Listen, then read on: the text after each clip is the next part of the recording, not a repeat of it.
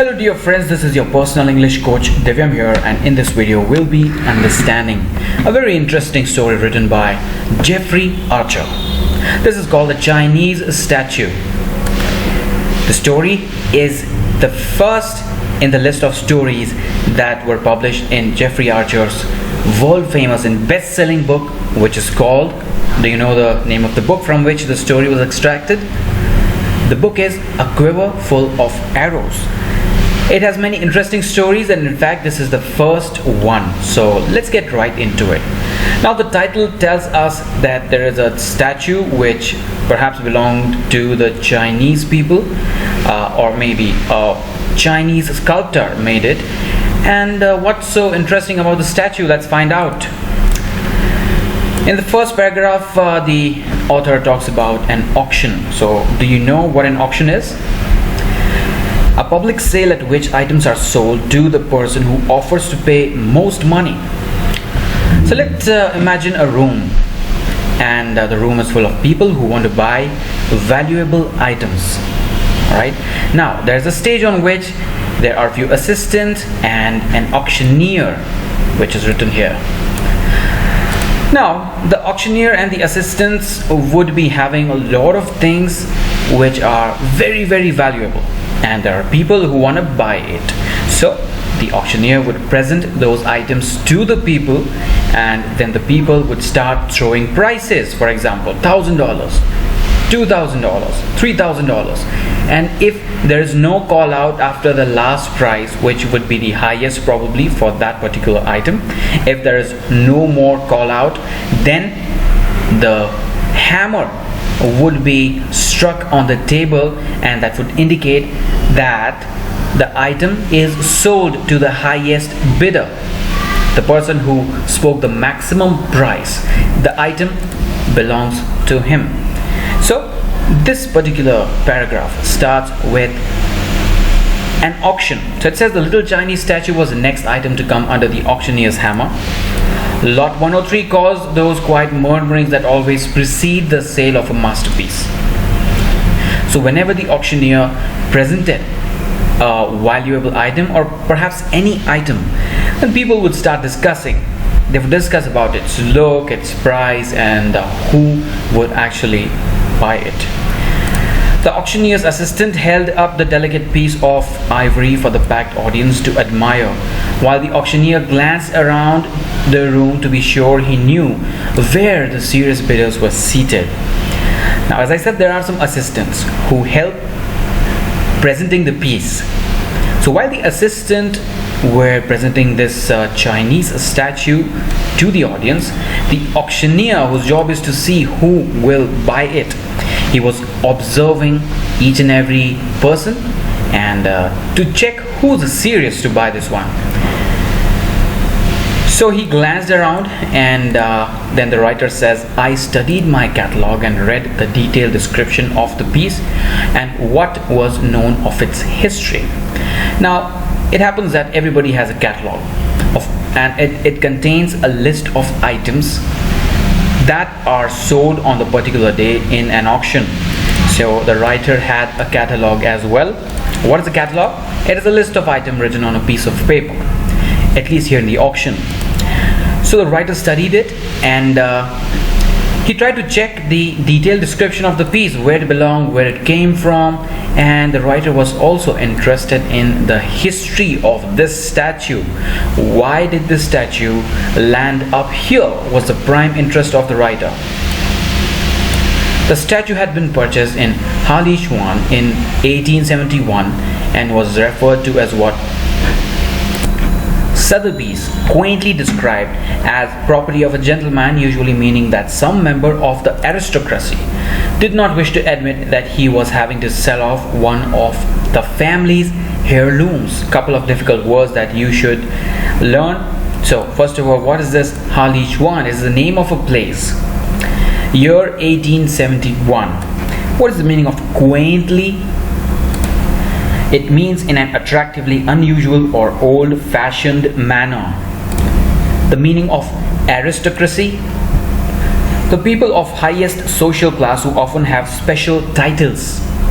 So What happened is there was a rich family who did not really want to be called out in an auction. Usually in each and every item there's a name of a person who is selling it, but here what was written on the statue? It was just written the property of a gentleman. So this gentleman did not want to reveal his name because he belonged from a very rich or maybe respected family, and the family did not want to admit that they're selling off one of the very precious items of family.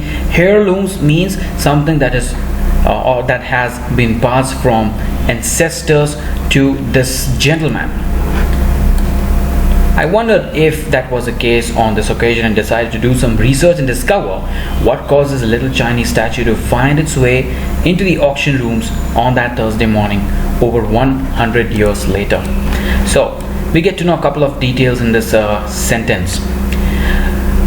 The writer is in the auction room and he's having a catalog. He's trying to dig out the history and find out why is this Chinese statue over here, and it is 100 years after it was bought. So 1871 plus 100, so it may be 1971.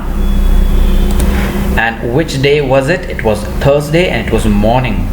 Alright, what is a lot in an auction? Well, every item comes in a lot when it is auctioned off. So there might be a couple of items in a lot, or there may be just one single item, and this Chinese statue was in the lot 103.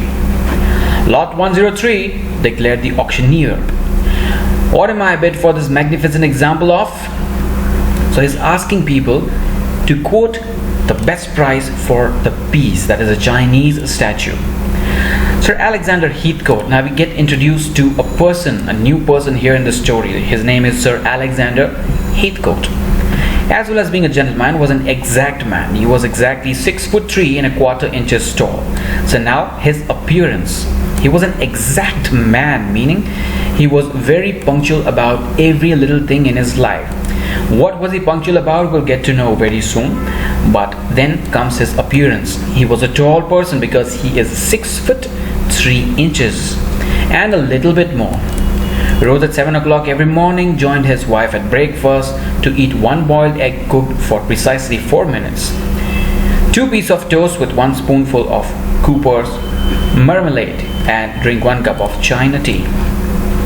So every morning he would get up at 7 no matter what. He would join his wife at breakfast, and his breakfast was fixed: 1 boiled egg, which should be cooked for 4 minutes only. With that, 2 pieces of toast, 1 spoonful of Cooper's marmalade, and 1 China tea along with that. Fixed breakfast, fixed time to get up. So that's why they said he is an exact man. He would then take a hackney carriage from his home in 11 Cadogan Gardens at exactly 8:20 and arrive the Foreign Office at promptly 8:59, returning home again on the stroke of 6 o'clock. So here we get to know that Sir Alexander Heathcote was very punctual, absolutely very punctual about time. So hackney is nothing but a horse carriage. So in those times there were no modern vehicles, so people would travel in horse carriages. So here we also get to know that he worked in a foreign office, maybe handling some international affairs, and he would leave his house at 8:20, reach the Foreign Office where he worked at exactly 8:59, and then as soon as it was 6 he would return home. Sir Alexander had been exact from an early age, which means from childhood itself. He was punctual, he was very disciplined, and became the only son of a general.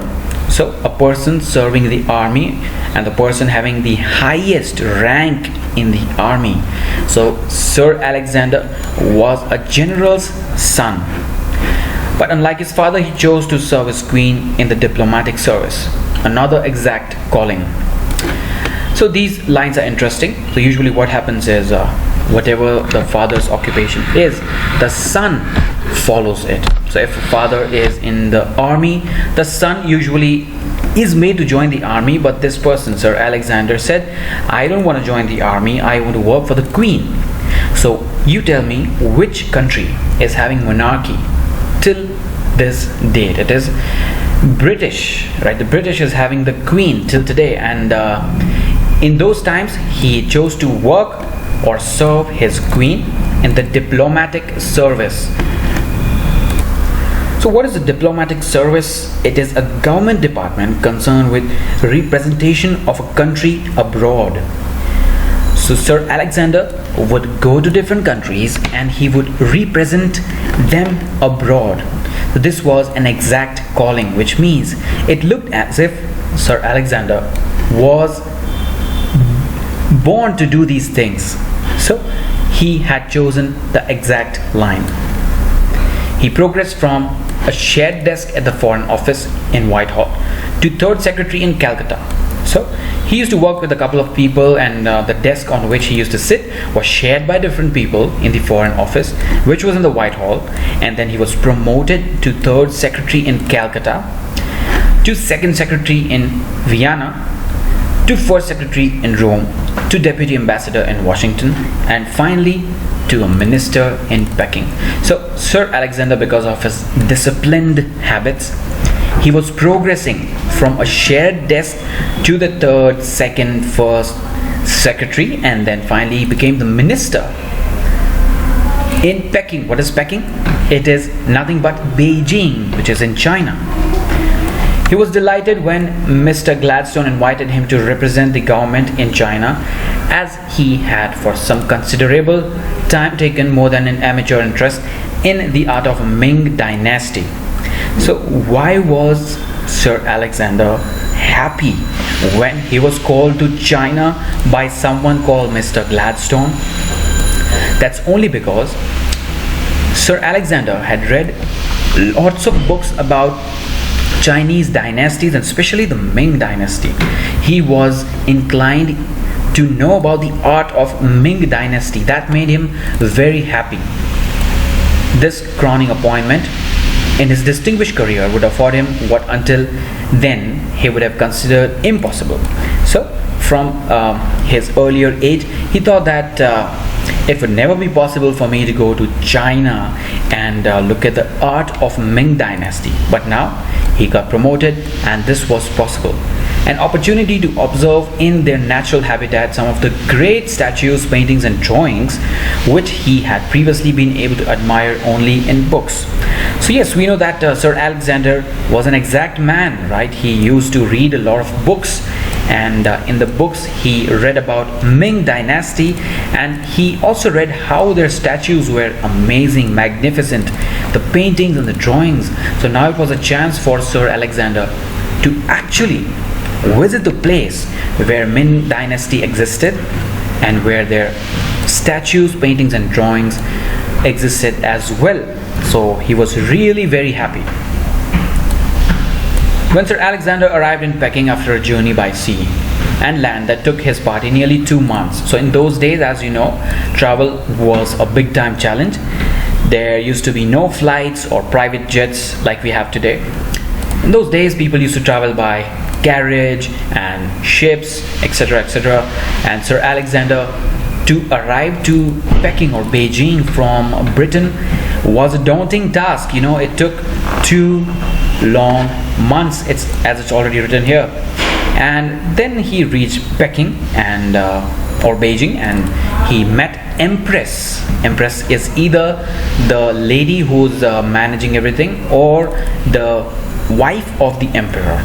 So in China, Beijing, there was an empress called Cixi, and a personal letter for her private reading from Queen Victoria. So he presented a seal's patent first of all, and then he presented a personal letter. So what is seal's patent? Here we can say that it is a credential to make sure that Empress Cixi is meeting the right person, and she is aware that this is Sir Alexander. So these are his credentials. So he presented them to Empress Cixi, and then he gave a letter. So in those days there was no email, or there's no SMS, no WhatsApp, nothing at all. Technology was not as developed as it is today. So Sir Alexander was carrying a private letter and yes, the queen would trust him that he would not open while he was traveling. So Sir Alexander had a private letter for the Empress to read, and this was from Queen Victoria. So now the Empress, dressed from head to toe in white and gold, because obviously she is an Empress, why not? She would have costly clothes, received her new ambassador, who is Sir Alexander, in the throne room of the Imperial Palace. So in Beijing there is an Imperial Palace which is obviously very rich in look, and only royal people would be admitted and given appointment into. So she read the letter from the British monarch, which is the Queen Victoria, while Sir Alexander remained standing to attention.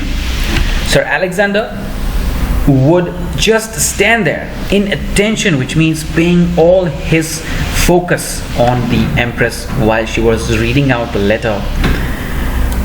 Her Imperial Highness revealed nothing of its content to the new minister because it was a private letter. It was just the conversation between the Queen and the Empress. So why reveal contents? Only wishing him a successful term of office in his appointment. So she said, all the best, good luck to you in your new throne in the Imperial Palace, all the best, work hard, and then she left. She then moved her lips slightly up at the corners, which Sir Alexander judged correctly to mean that the audience had come to an end. So how did she indicate that you can leave now? She moved her lips slightly up at the corner. Sir Alexander judged it well. He understood that it was time for him to leave her alone, or leave to his place.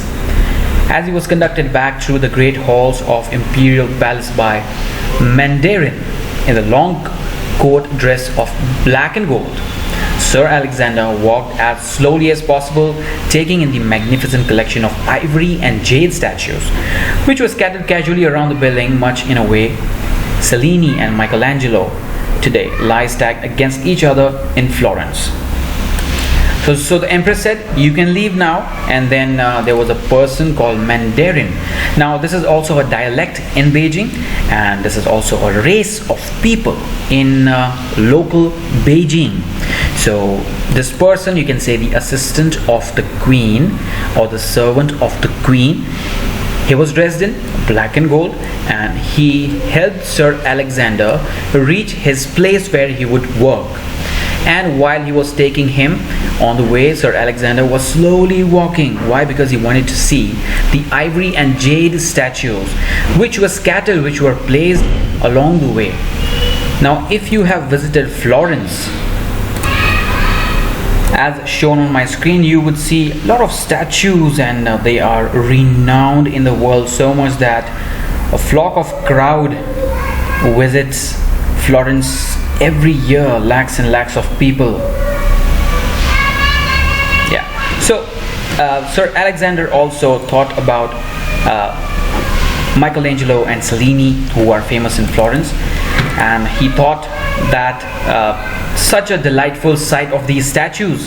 So he was walking slowly and taking his own sweet time to reach his throne. As his ministerial appointment was only for 3 years, Sir Alexander took no leave, but preferred to use this time to put the embassy behind him and travel on the horseback into outlying district to learn more about the country and its people. Usually a minister would take leave and take rest, but for Sir Alexander it was different. He said, I don't want to take leave. I will use this time to explore China and Beijing and the art and the painting that they did. So he said, let me leave my embassy behind, let me lock out my embassy and explore China.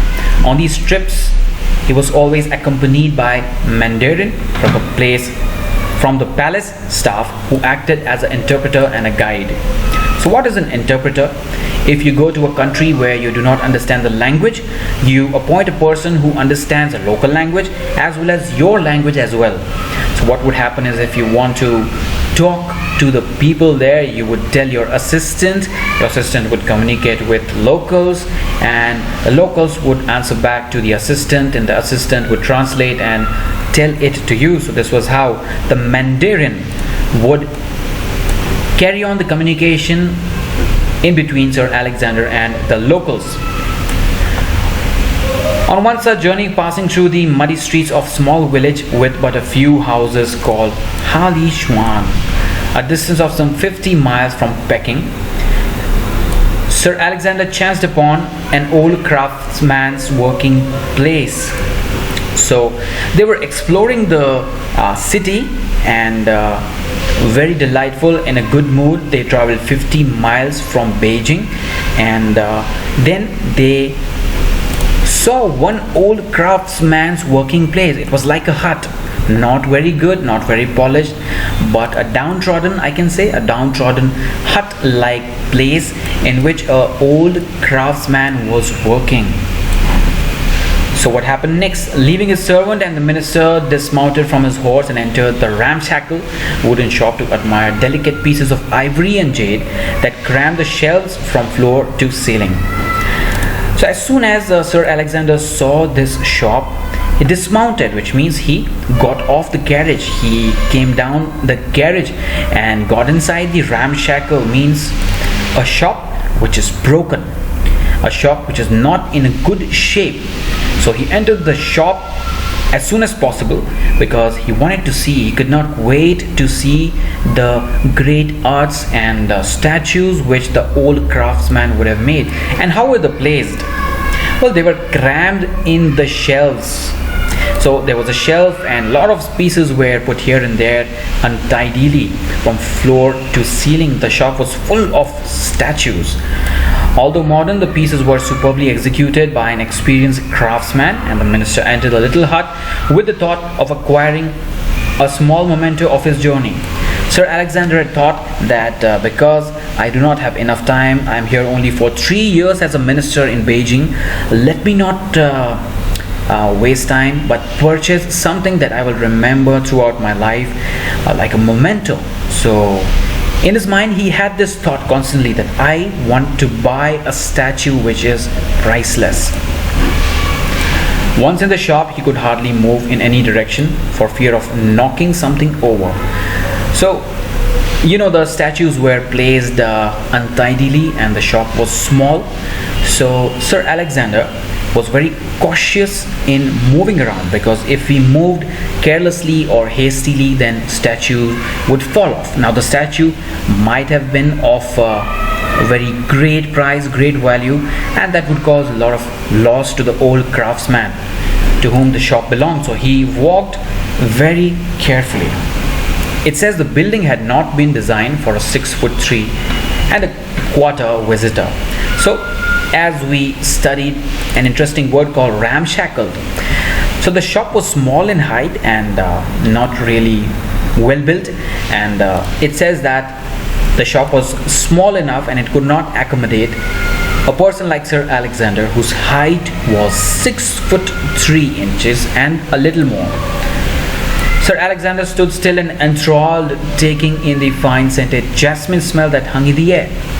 So the shop was not in a good shape, but it had fragrance of jasmine flowers.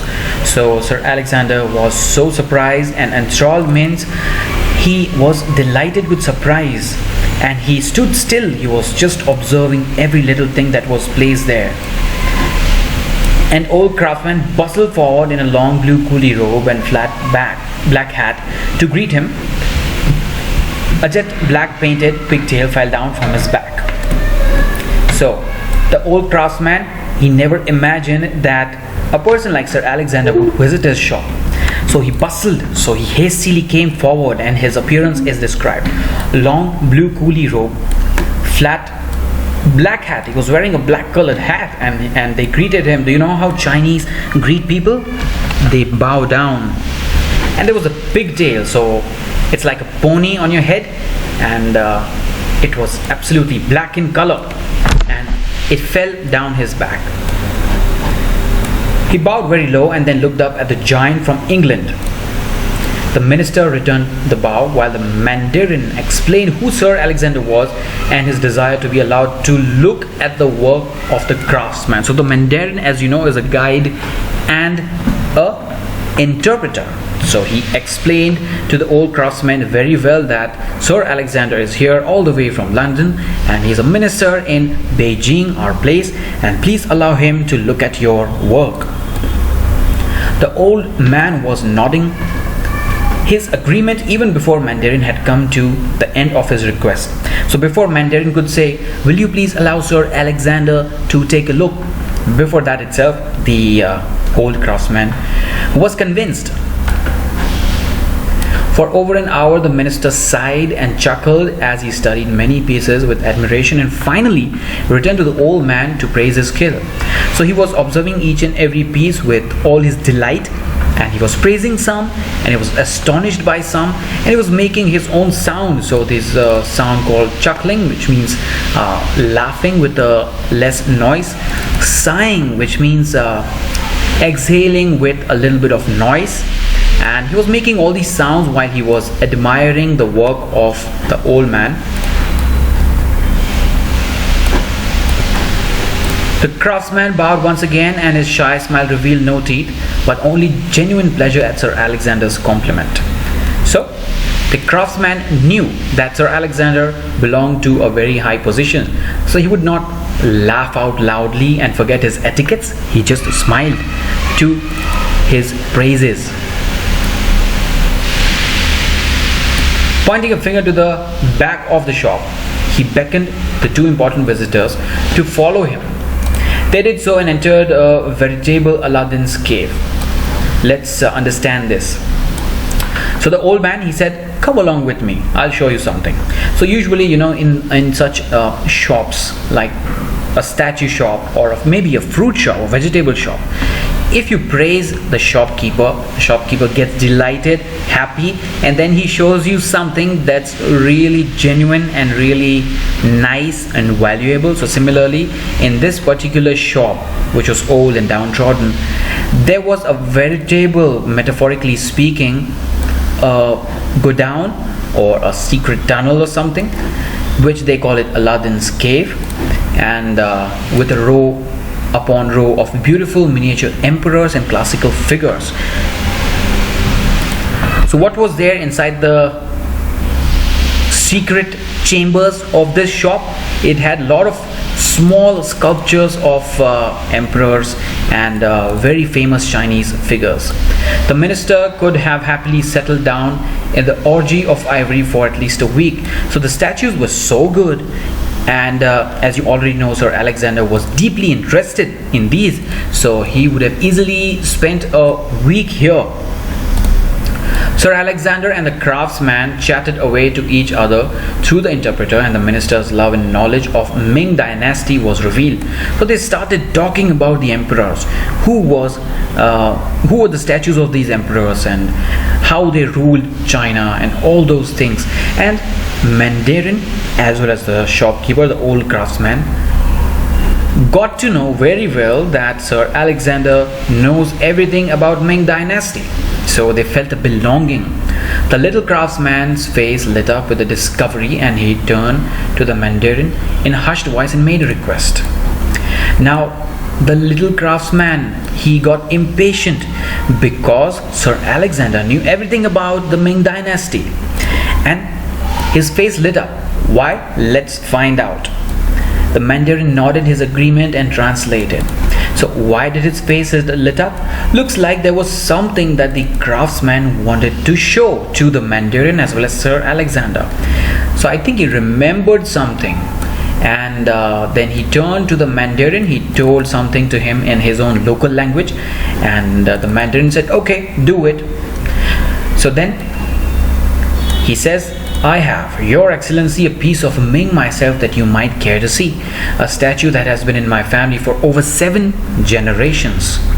So that's why his face had lit up. Because of all these conversation, he remembered a sculpture that was lying in his house for 7 generations, and that's the request he made to Mandarin. He told the Mandarin that, "Can I show this Ming to Sir Alexander?" And the Mandarin nodded.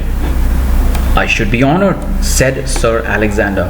"It is I who would be honored, Your Excellency," said the little man, who thereupon scampered out of the back door, nearly falling over a stray dog and onto the old peasant house a few yards behind the shop. So, the old man knew that Sir Alexander would be very happy to see his possession, which was a Ming emperor, and he hastily rushed out of the back door, and so fast that he was gonna fall on a stray dog which was outside the shop on the back door, near the back door, and to an old farmer's house. So he was living in a farmer's house a few yards just behind his shop. The minister and the Mandarin remained in the back room, for Sir Alexander knew the old man would never have considered inviting an honored guest into his humble home until they known each other for many years, and only then after he had been invited to Sir Alexander's home first. So China is full of traditions, and there's a tradition which says that if this particular craftsman came to Sir Alexander's house, only then he would allow Sir Alexander to get into his house, and Sir Alexander knew about his tradition, and they waited in the back room. So the guests are valued a lot in China. Few minutes passed before the little blue figure came trotting back, pigtail bouncing up and down his shoulder. Now all of this is because the old man knows that what he has brought in his hands is very valuable, it is priceless, and he's excited to show these things to Sir Alexander.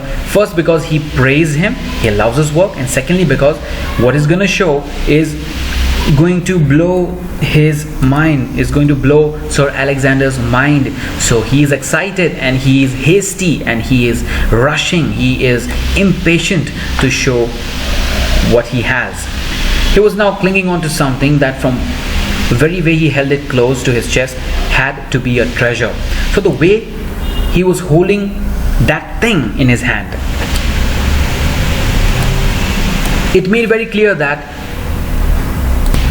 it is very valuable. It had to be a treasure. So the craftsman passed the piece over to the minister for study, and Sir Alexander started studying it. Sir Alexander's mouth opened wide and he could not hide his excitement. He could not believe that such a beautiful piece of art was in his hands. So the little statue, no more than 6 inches in height. So height of the statue was 6 inches. And who was he? Emperor Kung. It was Emperor Kung's statue. As fine an example of Ming as the minister had seen. So he knew about Emperor Kung, and it was the best example. So he was a leader in the Ming dynasty. Sir Alexander felt confident that the maker was a great penku. So let me tell you the background. There were 4 masters of the dynasty who were the master of art and sculpting and painting, and penku was one of them. So Sir Alexander felt very confident that the maker should be one of the 4 masters, who's nothing but penku, and he was patronized by the emperor, meaning he was praised by the emperor himself. So Sir Alexander was so happy because he was holding a statue which was made by penku, and the same person which was praised by the Chinese emperor. So that the date must have been around the turn of the 15th century. So Sir Alexander, just by looking at it, got to know or predicted a lot of details. The statue's only blemish, which means the statue had only few things here and there. Blemish means a fault or a mark. One was the ivory base on which such pieces rest was missing. So the statue was good, but the base was not there, and a small stick protruded or projected from the bottom of the imperial robes. So the statue had robes and there was a small stick coming out of it. But in the eyes of Sir Alexander, nothing could detract himself from its overall beauty. So overall it looked magnificent. So for Sir Alexander, the blemishes were not that big. He would have ignored them. Although the craftsman's lips did not move, his eyes glowed with pleasure. His guest evinced as he studied the ivory emperor.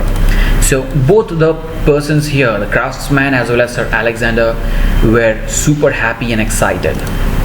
"You think the statue is good?" asked the craftsman through the interpreter. "It's magnificent," the minister replied. "Quite magnificent. My own work is not worthy to stand by its side." So the old craftsman is telling Sir Alexander through the interpreter that if you compare my work with this, you can easily say that my work is not as great as what you're holding in your hands, added the craftsman humbly. "No, no," said the minister, though in truth the little craftsman knew the great man was only being kind. So the craftsman has some level of trust on Sir Alexander by talking to him and by having a prolonged discussion about Ming Dynasty, and they've developed a bond here. So for Sir Alexander was holding the ivory statue in a way that already showed the same love as the old man had for the piece. There's another reason why the old craftsman was happy, because Sir Alexander was taking equal amount of care that the old craftsman himself was taking when the statue belonged to him. The minister smiled down at the craftsman as he handed back the Emperor Kung, and then uttered perhaps the only undiplomatic word that he had ever spoken in 35 years of serving his queen and country. So what happened? The minister took a closer look at the statue and he was delighted, and he praised the old craftsman and gave the statue back. And once he gave the statue back, he uttered something that he never spoke the way in which he should have spoken. He didn't do that. He broke his own rules, and he is a master of diplomatic relations, but he spoke something very undiplomatic. And why is that so? Because he got carried away by the beauty, and this is what he said: "How I wish the piece was mine." So he had a deep desire that he wanted a memento. Remember from the previous lines? So he spoke his thoughts out, and unfortunately the Mandarin heard it and translated it. So the next line says, Sir Alexander regretted voicing his thoughts immediately. He heard the Mandarin translate them because he knew only too well the old Chinese tradition that if honored guest requests something, the giver will grow in the eyes of his fellow men by parting with it. So another Chinese tradition, that if you have a guest in your house and if the guest wants something, and if the owner of the house gives something to the guest, then the owner of the house becomes a great person in the eyes of the society. So now, because the guest had already desired for this piece, he had to give, the old man had to give away the piece. A sad look came over the face of little old craftsman. Why? Because the guest demanded something, and according to the old Chinese tradition, he has to give away this sculptor. So he handed back the figurine to the minister. So he handed back the statue which the minister had given to the old craftsman after taking a closer look. And then the minister was a little shocked. He said, No, I was only joking. Keep the piece with you. I was just joking. I really didn't mean it. Sir Alexander quickly trying to return the piece to its owner. You would dishonor my humble home if you did not take the emperor, Your Excellency, the old man said anxiously, and the Mandarin gravely nodded to his agreement.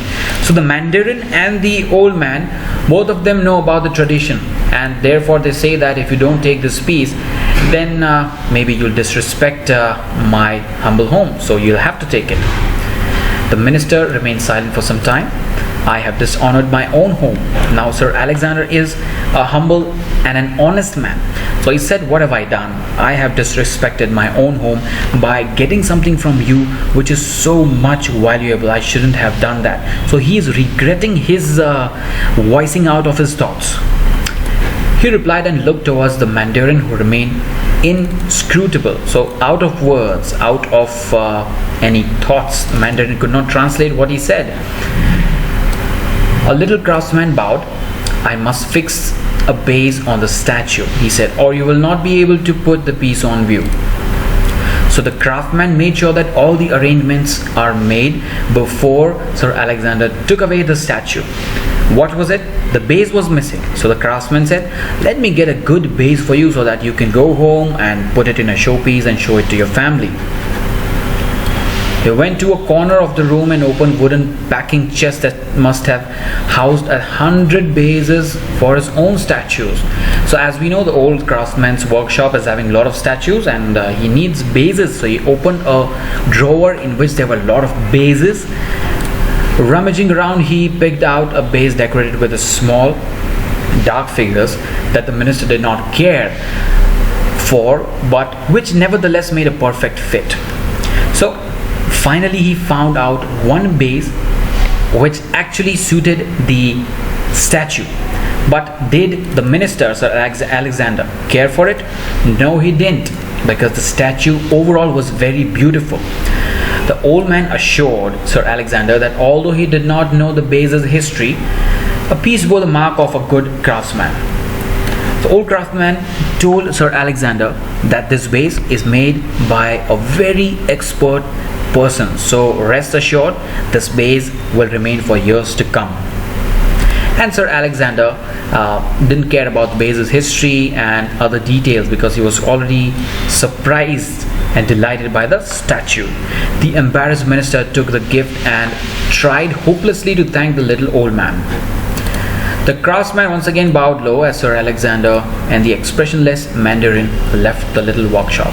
So, a lot of embarrassment for Sir Alexander, because he took away something which was very valuable to a poor person. And therefore, they were out of words, and they left the shop. As the party traveled back to Beijing, Peking, the Mandarin observed the terrible state the minister was in, and uncharacteristically spoke first. Uncharacteristically is a nice word. Spoke first. So Mandarin is observing the terrible state in which the minister is in. He is embarrassed, he is regretful. So he is telling Sir Alexander, "Your Excellency is no doubt aware," she said, "of the old Chinese custom that when a stranger has been generous, you must return the kindness within the calendar year." So it was another tradition, yet another tradition in China, that if somebody is good to you, you have to return the favors back in the same calendar year. Sir Alexander smiled his thanks and thought carefully about Mandarin's words.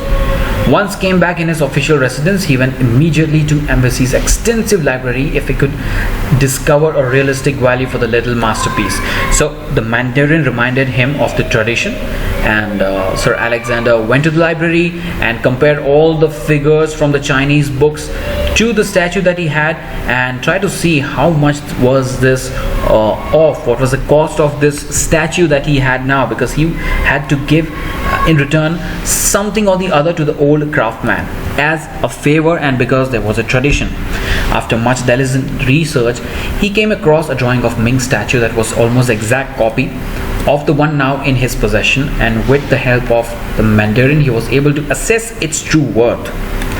So he found a book in which there was a statue of the same kind of statue that he had in possession now, and then he called the Mandarin, and both of them fixed a value for it, a figure that came to almost 3 years emolument for a servant of the crown. So in China there are servants, and if you add up the salary of 3 years for a servant, that was the cost of this statue. It was that valuable. The minister discussed the problem with Lady Heathcote, and she left her husband in no doubt as to the course of action he must take. So Lady Heathcote, back in London, she gave a nod. She said, "Do whatever is good, do whatever looks okay to you, go ahead." The following week, the minister dispatched a letter by private messenger to his bankers, Coutts and Company, in the Strand, London, requesting that they send a large part of his saving to reach him in Peking as quickly as possible. So they found the final value of this statue. And why did they do a lot of research? Because they had to return something to the old craftsman, and therefore the minister wrote a letter by private messenger. So the messenger would travel in the boats, travel via land, travel via carriages, and go to a bank called Coutts and Company in London, and then they will have to dispatch, which means deliver some part of Sir Alexander's savings to Beijing as soon as possible.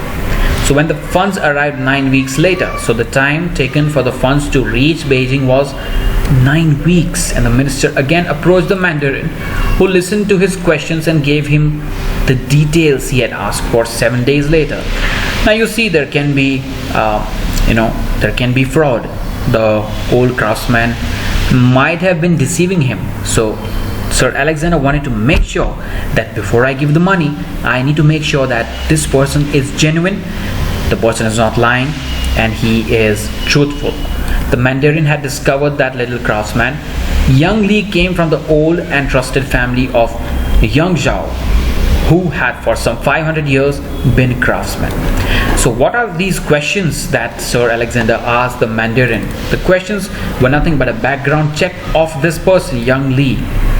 The questions were something like, who's the person? Check the history, check what they did. The Mandarin did his research and found that he is Young Li, and the person came from old and very trusted family of Yang Zhao, and they were craftsmen. They were in the same business from 500 years. Sir Alexander also learned that many of Young Li's ancestors had held off their work in the places of Manchu princes. Young Li himself was growing old and wished to retire to the hills above the village where his ancestors had always died. So in those times, it was the rule of prince and princesses. So there was something called Manchu prince, and he was considered one of the great princes in Chinese history, and Young Li's ancestor had worked for those princes and they were very well known. And Young Li had a desire that he wanted to retire to the hills above the village where his ancestor had died. So these were the answer to the questions Sir Alexander asked. His son was ready to take over the workshop from him and continue the family tradition. The minister thanked the Mandarin for his diligence and had only one more request for him. The Mandarin listened sympathetically to the ambassador from England and returned to the place to seek advice. Alright, a lot of things going on here. So the craftsman was old, as we already know, and his son was already mature and was ready to take over the workshop and continue the tradition of building sculptors. The minister thanked Mandarin for getting the right answers by his honesty, concentration, and then Sir Alexander made one request to him. Mandarin listened very calmly, peacefully, paying his full attention, and returned to the palace to seek advice. A few days later, the Empress granted Sir Alexander's request. So there was some request which we do not know what is it right now, but Sir Alexander had made a request, and that request was asked by Mandarin to the Empress, and the Empress became happy and she said, okay, go ahead and do it, no problem. Almost a year to the day, minister, accompanied by the Mandarin, set out again from Peking for the village of Ha Li Chuan. So they visited the same place they visited when they bought the sculptor. When Sir Alexander arrived, he immediately dismounted from his horse and entered the workshop that he remembered so well. The old man was seated at his bench, his flat hat slightly askew, a piece of uncarved ivory held lovingly between his fingers. So now it was the time to return the favor that Sir Alexander had to. So Sir Alexander and Mandarin, both of them, they reached the same place where the workshop was, and there was this old craftsman sitting there. And there's a word that you should learn, askew. It means not in a straight or level position. So his hat was tilted, alright, and he was carving something of ivory. So there was uncarved material in between his fingers which were gentle, right? He looked up from his work and shuffled towards the minister, not recognizing his guest immediately. Why? Because he was old. He had forgotten about Sir Alexander, but then gradually when he saw Sir Alexander, his height and his posture and everything, then he bowed down immediately. It says until he could almost touch the foreign giant. Because he was old, he might not be able to see that well. So by feeling the touch of Sir Alexander, he recognized him and then bowed low. The minister spoke to the Mandarin. I have returned, sir, within the calendar year to repay my debt. There was no need, Your Excellency. My family is honored that little statue lives in a great embassy and may one day be admired by the people of your own land.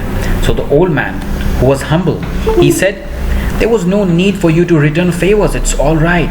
I'm just happy that the statue which was there with my family is now with your family or your place in the embassy, and your people will admire our work anyway. So it's all right.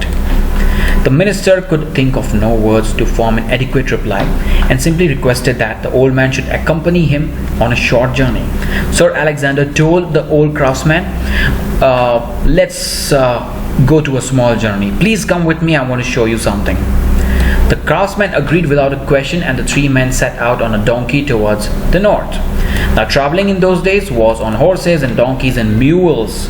So as soon as Sir Alexander requested the old craftsman, the craftsman got ready and they took off on a small journey out on a donkey towards the north of Beijing. They traveled for over 2 hours up a thin winding path. Now this was a mystery for the old craftsman. He was not aware where Sir Alexander was taking him, but he knew that Sir Alexander was trying to give him something back for the priceless thing that he had received. Into the hills behind the craftsman's workshop, and where they reached the village of Martin, they were met by another Mandarin who bowed low to the minister and requested Sir Alexander and the craftsman to continue their journey with him on foot. So now it was a hilly area, and there was another Mandarin, another servant, who bowed low to Sir Alexander, and they said, walk along with me, just get down from the donkey and let's walk together to the place you want to go. They walked in silence to the far side of the village and only stopped when they had reached a hollow in the hill, from which there was a magnificent view of the valley all the way down to Ha Li Chuan. In the hollow stood a newly completed small white house of the most perfect proportion. So where did they reach? They reached in a hollow hill, and from the hill you can see a great view of the valley, and you can see Ha Li Chuan houses completely. And what was there in place? What was there in store? There was a small white house, and it looked absolutely very perfect. 2 stone lion dogs, tongues hanging over the lips, guarded the front entrance. So there were 2 statues of lion dogs, and it mimicked the guarding behavior. So this is just a piece of art which was there in front of the gates of the house. The little old craftsman, who had not spoken since he left his workshop, remained mystified by the purpose of the journey until the minister turned to him and offered.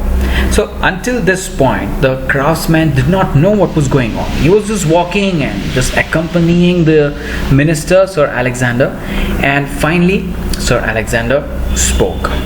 A small inadequate gift and my feeble attempt to repay you in kind. So he said, the house that you see is my gift to you.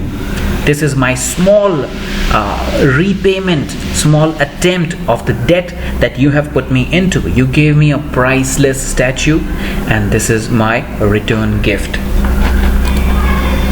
The craftsman fell to his knees and begged forgiveness to the Mandarin, as he knew it was forbidden for an artisan to accept gift from a foreigner.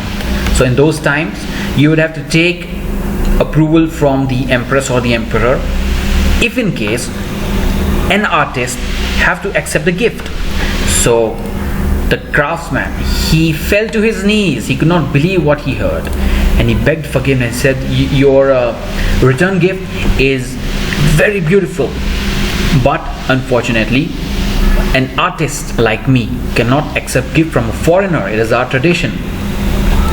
The Mandarin raised the frightened blue figure from the ground, explaining to his countryman that the Empress herself had sanctioned the minister's request. So the Mandarin said, "Don't worry, we have taken approval from the Empress. You are good, you can stay in this house. And we have taken all the necessary approvals and we have done all the background work. So rest assured, you are alright." A smile of joy came over the face of the craftsman, and he slowly walked up to the doorway of the beautiful little house, unable to resist running his hand over the carved lion dogs. So then the craftsman started observing and feeling the new house that he was gifted to him. The three travelers then spent over an hour admiring the little house before running in a silent mutual happiness back to the workshop in Ha Li Chuan. Mutual happiness because Sir Alexander received the statue, the old craftsman received a gift, they were all happy. They went back to the same place, the workshop. The two men thus parted, honor satisfied, and Sir Alexander wrote to his embassy that night, content that his action had met with the approval of Mandarin as well as Lady Heathcote. So Sir Alexander was convinced because he got approvals from his Lady Heathcote back from London as well as the Empress. So what he did was by process and exactly the way it should have been done. The minister completed his tour of duty in Peking, and the Empress awarded him the Silver Star of China, and grateful Queen added KCVO to his already long list of decorations. So the minister completed his tour, which means he stayed for 3 years in Beijing as a minister, serving his duty very well.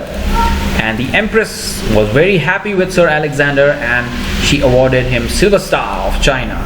And the grateful Queen, because the Queen knew that Sir Alexander, being disciplined and punctual, did his job very well, she added KCVO. Now this stands for Knight Commander of the Royal Victorian Order. So he was given a title of Knight Commander by the Queen because she was very happy with his work. After a few weeks back at the Foreign Office clearing China desk, Sir Alexander retired to his native Yorkshire, then only English country, whose inhabitants still hope to be born and die in the same place, not unlike Chinese. So this is a place where all the Britishers, they desire to be born and desire to die at the same place. Maybe it's because of love for the motherland, or because of the style of life, or maybe anything else. Sir Alexander spent his final years in home of his late father with his wife and a little Ming emperor. So it seems as if the death was nearing, and the final years was spent with his father and wife. The statue occupied the center of the mantelpiece in the drawing room for all to see and admire in Sir Alexander's house. Being an exact man, Sir Alexander wrote a long and detailed will in which he left precise instructions for the disposal of his estate, including what was to happen to this little statue after his death. So what is a will? Do you know? A will is something, a legal piece of paper in which you mention all the things that you have that should belong to someone after your death. So Sir Alexander made his own will in which he had written about what should happen to the little statue after his death. He bequeathed the Emperor Kung to his first son, requesting that he do the same in order that the statue might always pass on to the first son or a daughter if the direct male line faltered. Another word for you to learn, it is bequeath, meaning leave a property to a person or other beneficiary by will. So this was passed on to his first son, and the first son was also made a request that this emperor, the statue, should pass on to the sons, or if the line of sons, which means if there are no sons born in the family, it should go to the daughter. He also made a provision that the statue was never to be disposed of unless family's honor was at stake. Sir Alexander Heathcote died at the stroke of midnight on his 70th year. So midnight, when he was 70 years old, Sir Alexander died, and there was one condition in the will: unless and until the family's honor, the family's respect was at risk, respect was at stake, no son should sell off this priceless statue. That was the condition. Alright friends, this is 1 hour of explanation of the Chinese statue. Part 2 just after this video. If you click next, you'll get it. I thank you for being with me, and I hope you have a great day.